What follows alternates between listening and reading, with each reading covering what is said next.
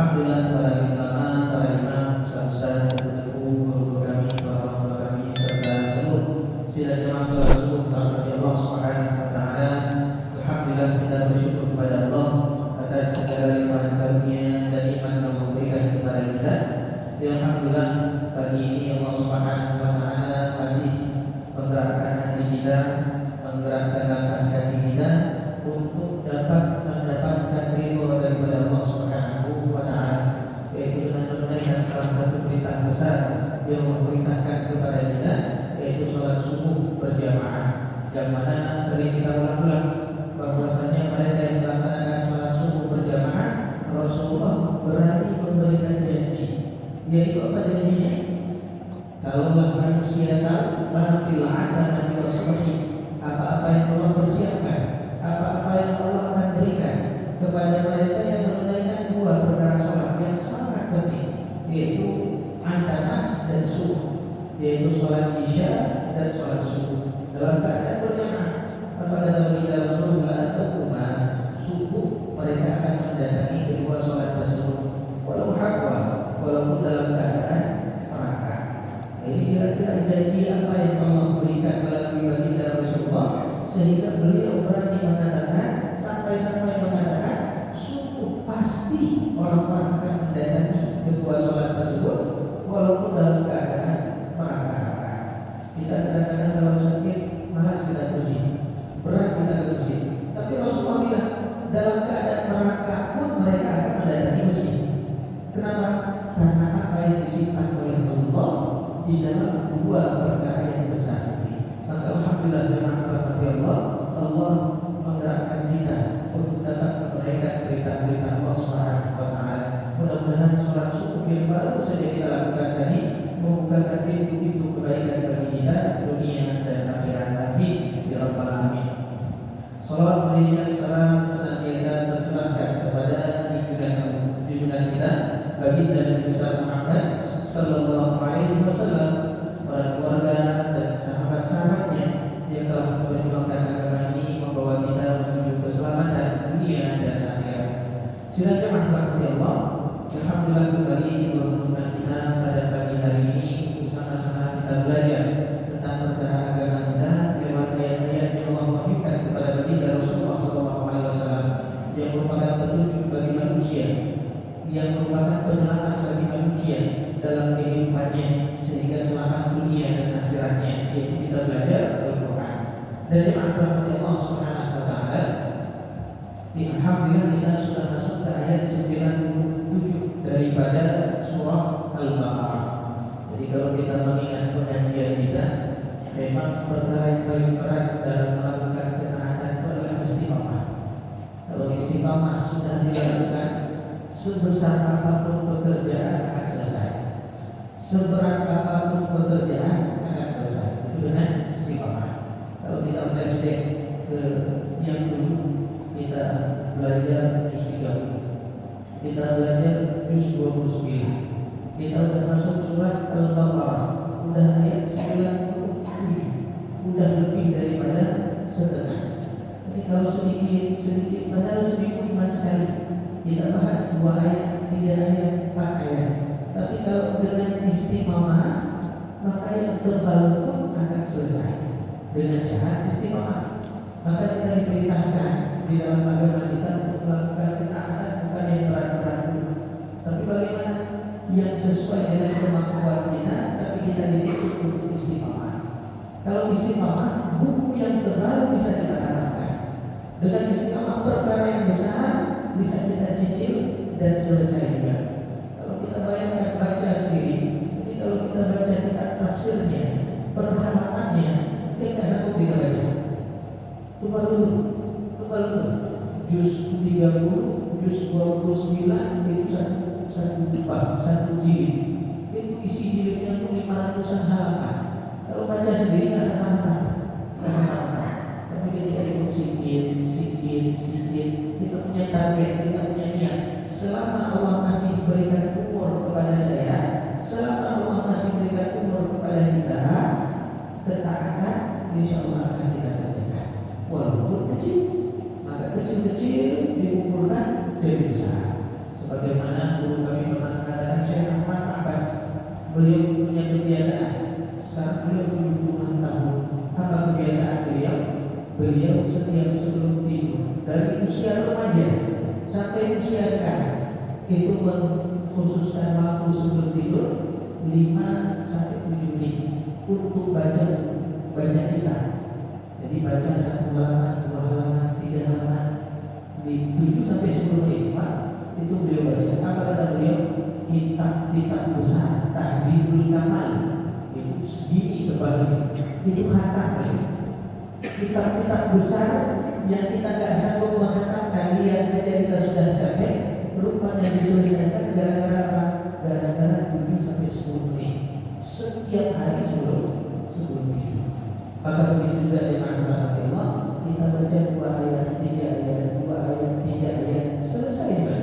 Buktinya kita sudah selesai 2 juz, tambah lagi sekarang masuk ke juz 1 daripada surah Al-Baqarah. Maka selama kita masih diberikan kesempatan oleh Allah, bulan-bulankan tekad kita, saya akan betul-betul ikut kalau tidak ada halangan. Nanti kan kita sendiri. Jadi bagaimana kekuatan daripada istiqamah. Dan yang akan Allah, kita masuk ke ayat 97 daripada surah Al-Baqarah yang menceritakan di dalam ayat ini. Kita akan ambil 2 ayat 97 dan 98, yaitu menceritakan tentang keadaan lain daripada orang-orang Bani Israel, yaitu orang-orang Yahudi. Setelah pada ayat sebelumnya mereka mengaku bahwasanya mereka adalah awliyaulillah, wali-wali Allah. Mereka mengaku adalah orang yang paling dekat dengan Allah Subhanahu wa taala. Padahal pengakuan tersebut adalah pengakuan dusta daripada mereka. Itu anggapan palsu saja. Mereka menganggap diri mereka adalah orang yang paling dekat dengan Allah. Allah mencintai mereka. Maka apa yang diceritakan Allah kepada baginda Rasulullah, disuruh taat mereka. Kalau kalian betul-betul mengaku bahwasanya kalian adalah orang yang paling dekat dengan Allah, paling dicintai oleh Allah, maka hendaklah kalian berharap kematian. Coba kalian bercita-cita untuk mati. Karena biasanya orang dengan yang dicintainya ingin selalu bersama. Kalau kalian mengaku adalah orang yang paling dekat dan paling dicintai oleh Allah, berani kalian berharap kematian. Dalam riwayat disebutkan, kalau mereka betul-betul berharap kematian ketika itu, kematian langsung datang kepada mereka. Tapi apa yang terjadi? Allah sebutkan sifat asli mereka, wala tajidanna ahrasan nas ala hayat. Sungguh kalian akan dapati orang yang betul-betul tamak untuk hidup. Siapa mereka? Yaitu orang-orang yang musyrik dan orang-orang yang Bani Israel. Orang-orang Bani Israel dan orang yang disebutkan sebagai orang-orang yang musyrik. Itu orang yang paling betul-betul ingin hidup panjang.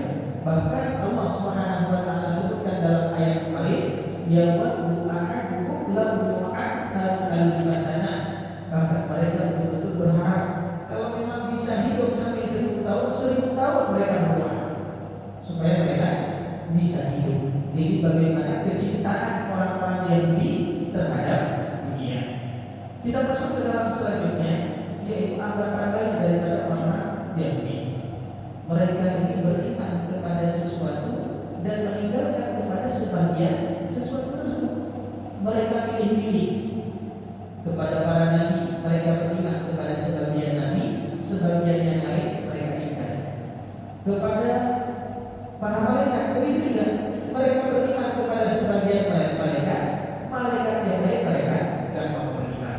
Bagaimana ayatnya? Kita lihat ayat 97. Ta'awudzillahi minasyaitonir rajim.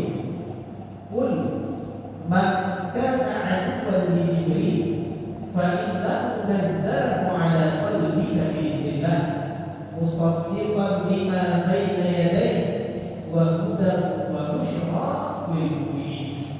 Kata Muhammad, kepada siapa Allah perintahkan Muhammad untuk menyampaikan, khususnya kepada orang-orang Yahudi, kepada orang-orang Bani Israel.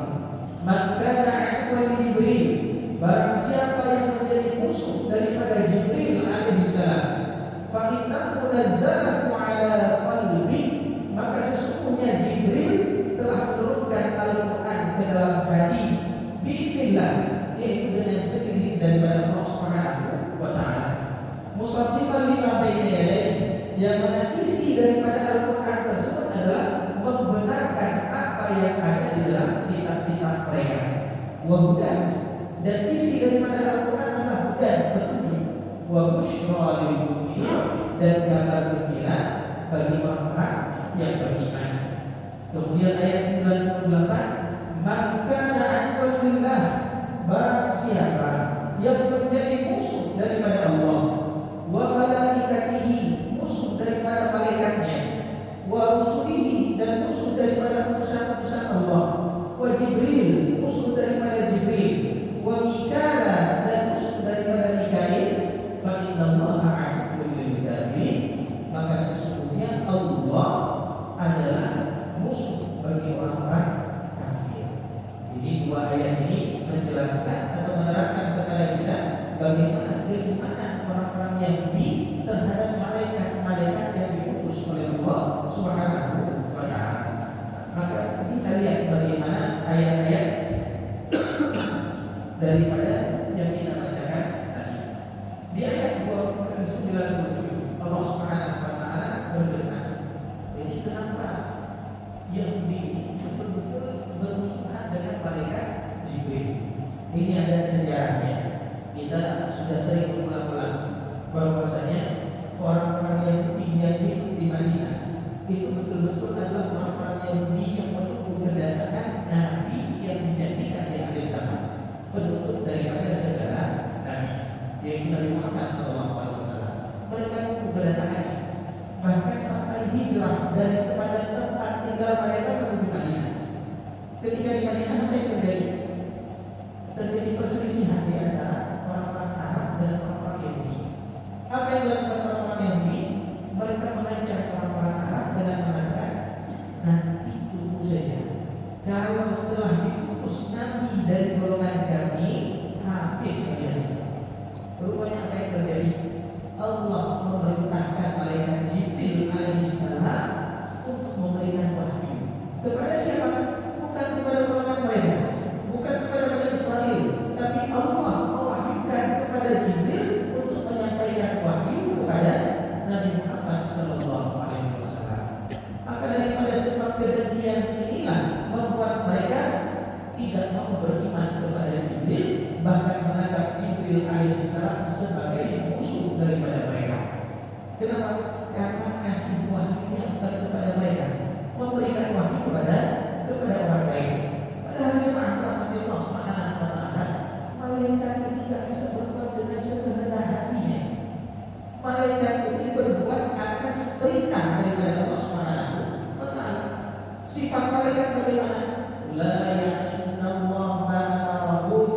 Malaikat tidak pernah bermaksiat kepada Allah. Mereka tak punya hawa nafsu, tak bisa bermaksiat kepada Allah. Wa yaf'aluna ma yu'maru, dan senantiasa menunaikan perintah daripada Allah. Malaikat tidak bisa disalahkan, memang langsung dijaga oleh Allah daripada kesalahan. Tidak mungkin berbuat sesuatu yang di luar daripada tugasnya. Malaikat. Tapi apa yang terjadi? Ini sebab utamanya adalah kedengkian, hasad. Makanya jemaah rahmatullah, orang hasad itu luar biasa. Itu bisa melakukan hal-hal yang di luar kewajaran. Akal sehat seseorang itu bisa hilang dari hasad. Kalau hasad sudah kuat, itu semua mampu dikerjakan. Maka Rasulullah menyampaikan, iyyakum wal hasad, hati-hati, jauhilah kalian itu daripada perkara hasad. Kenapa harus dijauhi perkara hasad? Fa innal hasad yaqulul hasanat. Karena hasad ini bisa memakan semua kebaikan-kebaikan kalian. Dengan cara apa kebaikan-kebaikan itu dimakan oleh hasad? Yaitu ketika kita mengikuti bisikan-bisikan daripada hati kita. Kalau sudah kita ikuti hasad, itu termotivasi untuk berbuat keburukan. Kalau sudah berbuat keburukan, semua amalan-amalan yang pernah kita kerjakan gugur, hilang, hancur gara-gara hasad. Kita sudah sebutkan bahwasanya maksiat di atas dunia ini yang pertama kali muncul sebab utamanya itu apa? Hasad.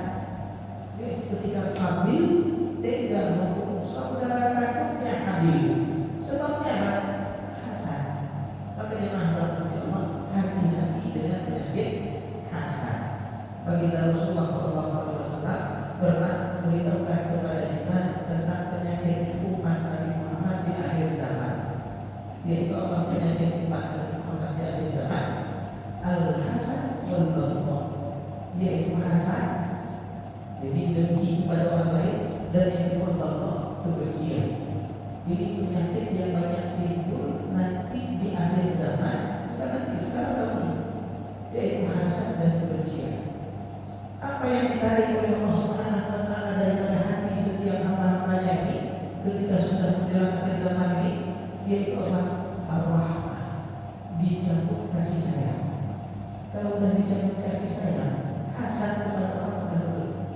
Kalau dicabut kasih sayang, berbuat jahat, membenci orang lain mudah. Bahkan membenci darah dagingnya mudah.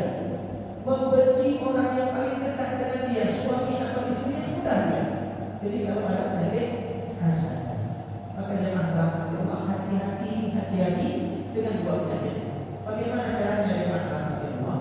Hasad itu belum memberikan efek kepada kita dengan kejahatan. Kalau seandainya terbetik di hati kita untuk hasad, tapi kita mau istighfar. Biasanya ada bisikan-bisikan hati. Maka bagaimana bisikan hati ini? Jangan diikuti. Kalau kita sudah punya gambaran buruk terhadap orang lain, itu sampai timbul kedengkian kita terhadap orang lain, langsung ucapkan astagfirullah. Jangan sampai kita ikuti. Kalau kita ikuti, kita cek kesalahan apa lagi yang dia buat. Kita lihat lagi, kita ikuti. Apalagi ada HP di tangan, itu tak berhenti. Kita cek terus. Padahal kalau kita lihat apa manfaat yang kepada kita itu apa? Salah satu ciri orang Islam yang baik Islamnya yaitu bagaimana?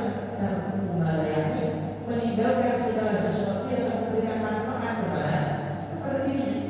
Maka hati-hati dengan penyakit hasad. Inilah yang menyebabkan orang-orang Yahudi tidak mau beriman kepada Jibril alaihissalam. Kenapa? Karena Jibril memberikan wahyu kepada Nabi Muhammad SAW. Padahal Jibril tak ada salah. Jibril cuma menunaikan perintah Allah yang Allah perintahkan kepadanya untuk menunaikan atau memberikan wahyu kepada Nabi Muhammad SAW. Ini yang dilakukan Jibril.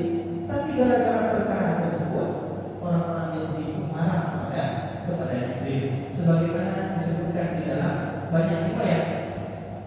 Di antaranya Imam Jarir Al-Tabari di dalam tafsirnya itu menyebutkan banyak riwayat kenapa orang-orang Yahudi memusuhi Jibril alaihissalam. Disebutkan inna makana sababu qawlu dzalika min ajli munawaratin jarak bainahu wa baina Rasulillah sallallahu alaihi wasallam fi amri nubuwwatihi. Sepakat para ulama, banyak para ulama menyebutkan sebab utamanya yaitu kenapa? Yaitu karena terjadi diskusi, ada munazarah, ada debat antara orang Yahudi dengan Nabi Muhammad SAW.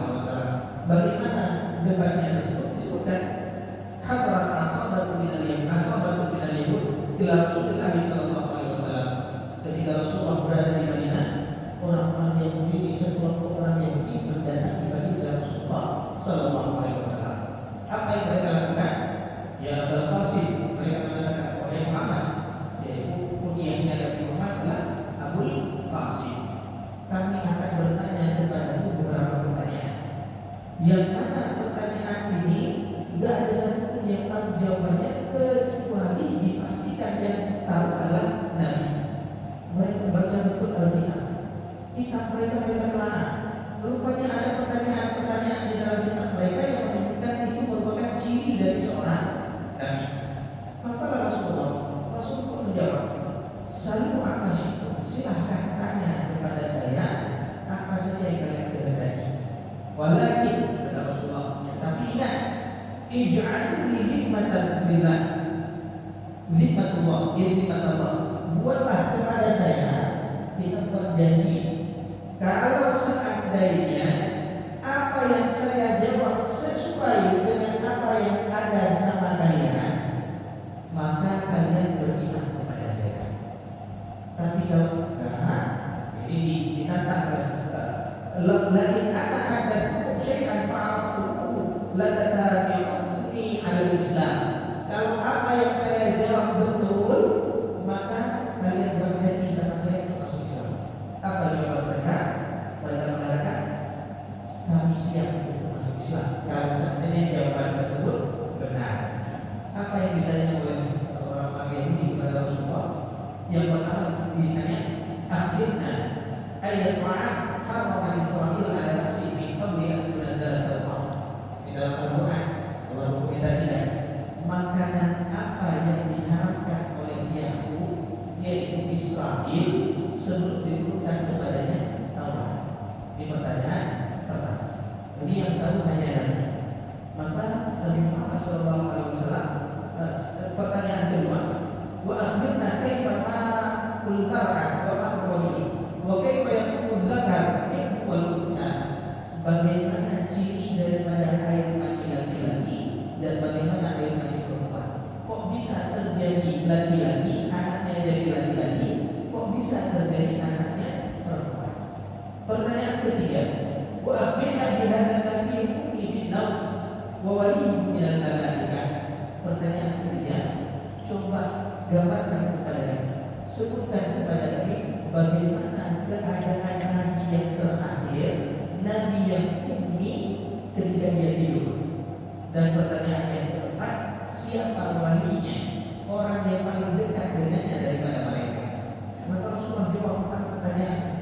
Pertanyaan pertama, makanan yang diharamkan oleh Israil yaitu Nabi.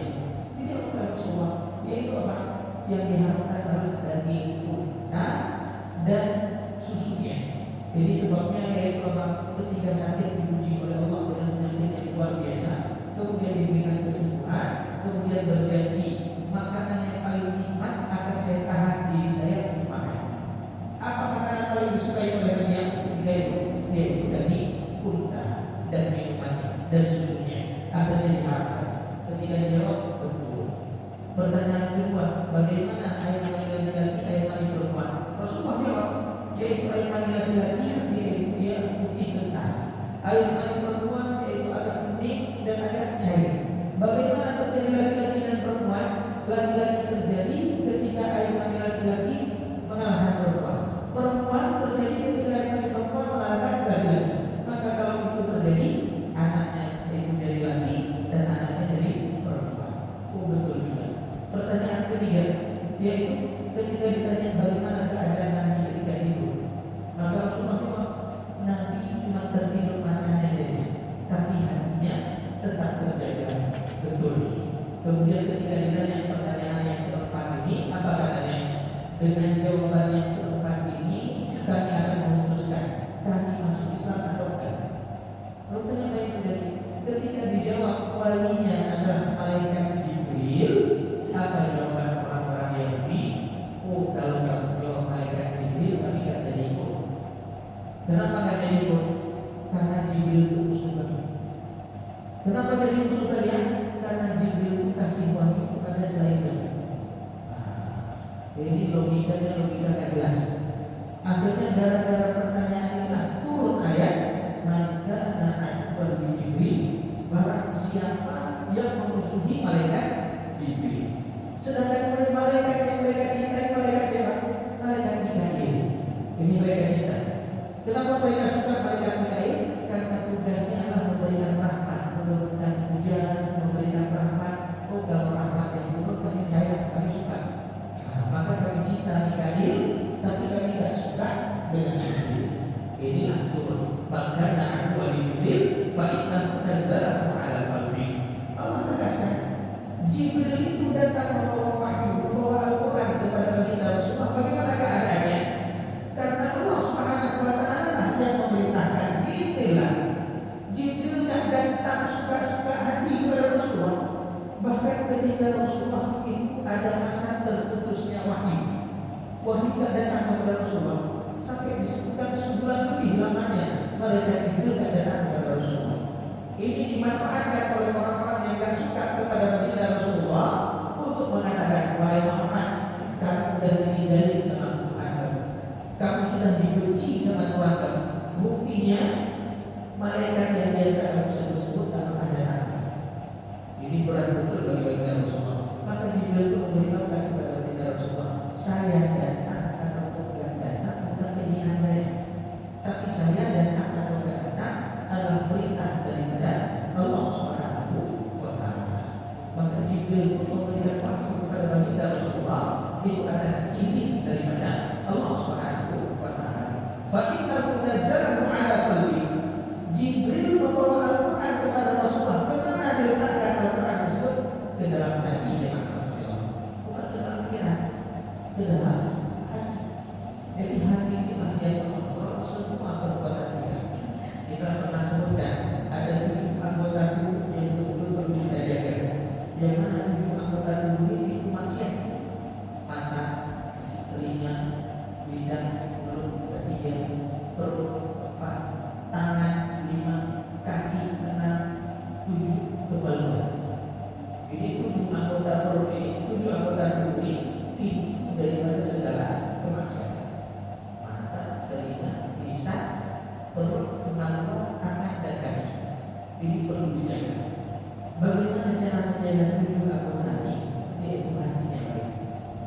kalau hati baik itu kebenaran kadang-kadang yang kita dengarkan semua baik. Kadang-kadang kita dengar sesuatu yang jahat, sesuatu yang buruk, kita dengar berita orang lain, kita dengar berita orang lain. Tapi kalau hatinya baik, yang keluar ada. Mata kita lihat orang berbuat ini, orang berbuat ini, orang berbuat ini. Kalau hatinya baik, akan keluar perkara yang baik. Mulut juga sama. Kadang-kadang kita lihat sesuatu yang macam-macam. Mulut ketika bertutur kata, kalau hatinya baik, akan keluar baik. Jadi kalau hatinya baik, makanya disebutkan hati ini raja daripada tubuh. Maka yang dalam hati Allah, Al-Quran Allah wahyukan kepada baginda Rasulullah melalui para malaikat Jibril diletakkan ke dalam hati baginda Rasulullah.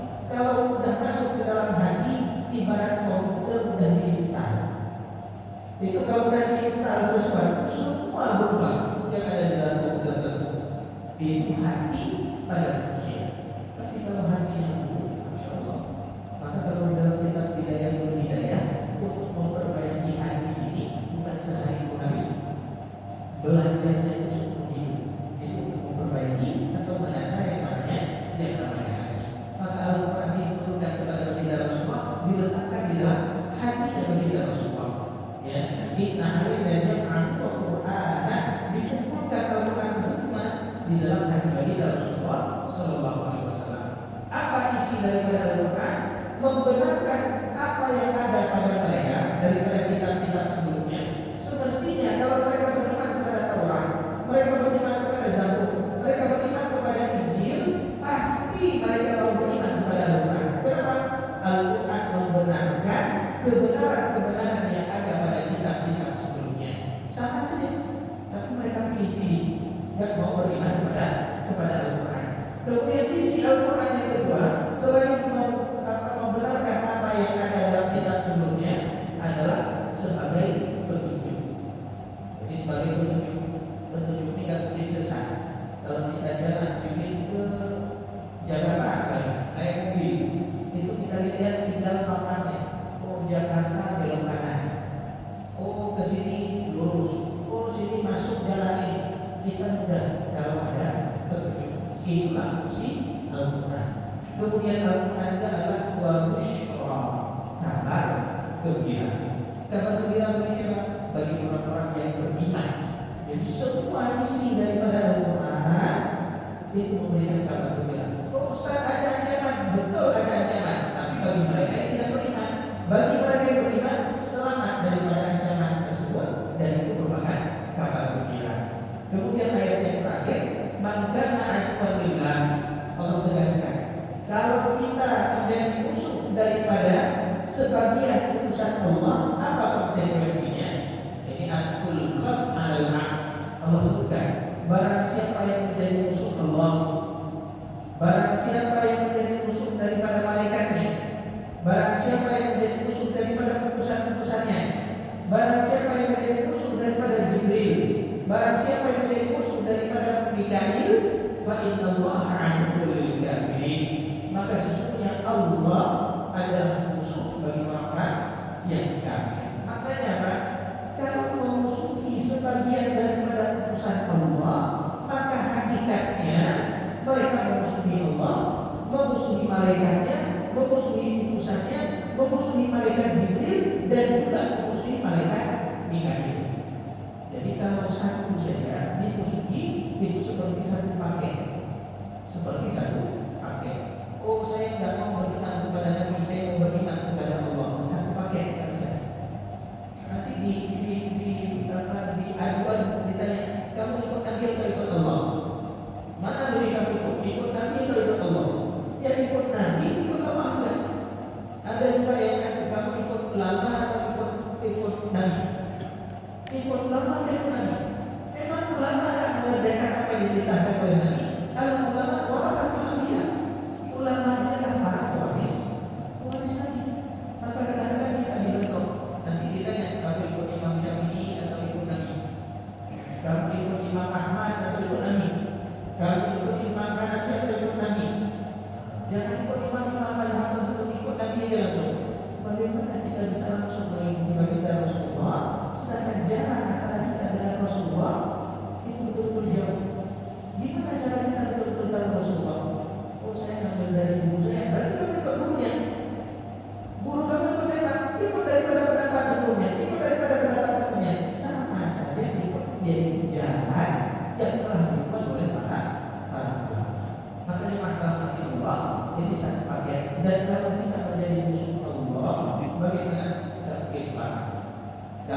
menjadi musuh Allah enggak kesalahan. Dalam hadis qudsi Allah sebutkan, "Man 'adali waliyan faqad adzantu bil harbi." Barang siapa yang memusuhi wali-walimu, aku mengadakan perang kepada orang tersebut. Aku umumkan perang kepada orang tersebut. Maka hati-hati memusuhi wali-wali Allah. Siapa wali Allah? Mereka para nabi, para orang saleh dan para ulama. Hati-hati menjadi musuh mereka, karena menjadi musuh mereka Allah mengadakan perang kepada orang-orang tersebut. Kalau perangnya sama Allah dijadikan fitnah. Perangnya Allah siapa? Satu dunia ini sama kita. Tapi Allah bukan sama kita, hakikatnya kita tidak punya apa-apa. Satu dunia ini jadi musuh kita, tapi Allah bersama kita, maka hakikatnya kita adalah sesuatu. Kita adalah orang yang kuat, walaupun dunia tidak bersama kita, tapi Allah bersama kita cukup. Hasbunallah wa ni'mal wakil. Baik teman-teman, Allah jadi dua ayat yang kita ambil. Kita lanjutkan dengan tajwidnya.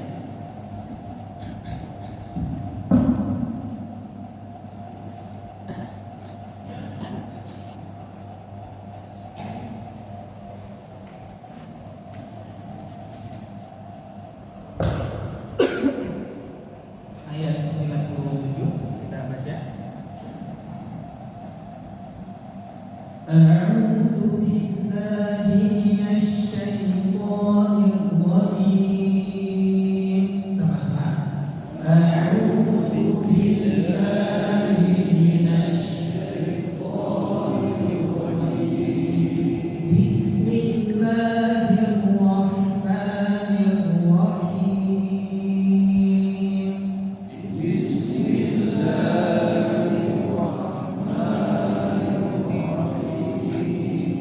قل من كان عدوا لجبريل فإنه نزله على قلبك بإذن الله.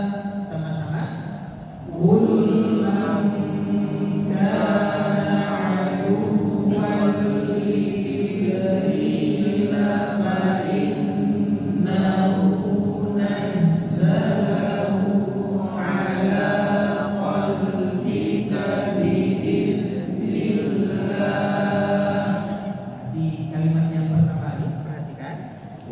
عدوا لجبريل Waw yang bertasydid itu ada namanya number, ya, agak sedikit ditekan, tapi tidak perlu berlebihan, tidak dibaca adu wa, ya, tapi adu wa dua, jangan ditahan, jangan seperti itu lakukan. Bangkana adu walijibda, tidak dibaca aduwan, tapi aduwan agak ditekan. Begitu juga ketika ketemu dengan tasydid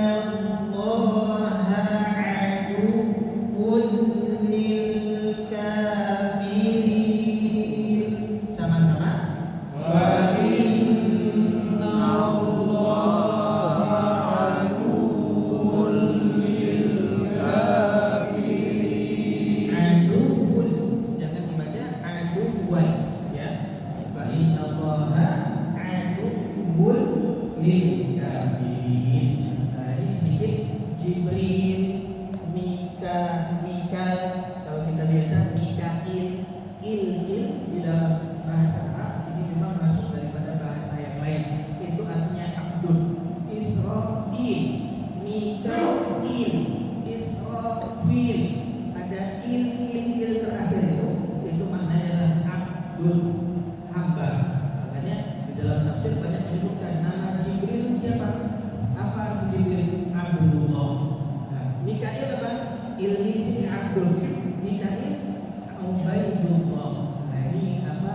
Abidullah. Ini ujung-ujungnya itu bermakna abdul. Sebelumnya itu bermakna yaitu nama daripada nama Allah Subhanahu wa taala. Ini dua ayat yang kita ambil. Selanjutnya itu silakan baca. Apabila Bapak silakan. Dua ayat.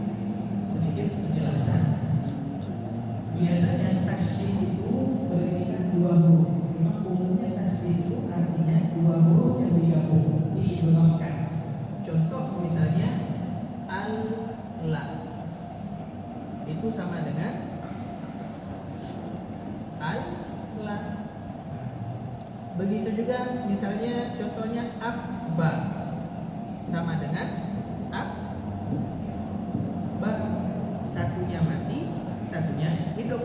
Abba khusus di huruf ya dan huruf waw itu ada sedikit yang namanya perbedaan, yaitu nabrah, ada penekanan sedikit untuk membedakan antara mat dengan tasdid, antara mat dengan tasdid. Contoh jelasnya di kalimat iya, bisa kita nggak panjangin ya. Iya seperti ini enggak dibaca seperti enggak dibaca seperti iya. Jangan dibaca iya, tapi bagaimana? Iya. Nah, di bedanya, kalau yang lain semuanya pas. Abba ini dibaca jangan sampai terbacanya seperti mat. Iya, iya. Beda baca ini dengan baca tasdid. Kalau tasdid iya. Kalau ini bacanya dengan mat. Iya. Begitu juga dengan waw. Aduwa. Jangan dibaca man kana aduwa. Adu itu dimatkan dulu. Adu wa jangan dibaca man kana aduwa. Aduwa digabung aduwa. Ini beda cara bacanya. Ya, jadi dibacanya bagaimana? Adu ketika didu dan mendengar. Man kana aduwa. Aduwa jangan aduwa, bukan di waw keduanya, di waw yang pertamanya sudah tertekan. Sekali lagi.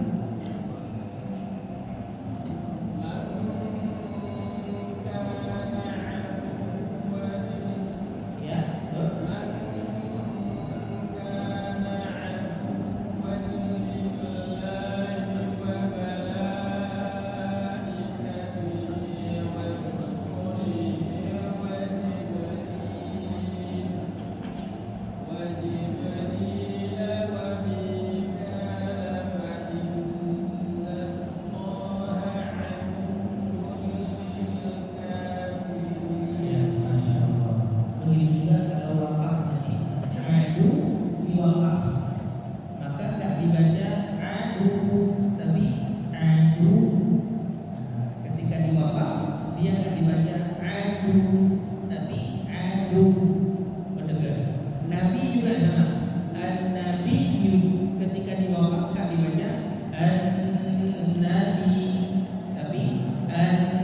Nabi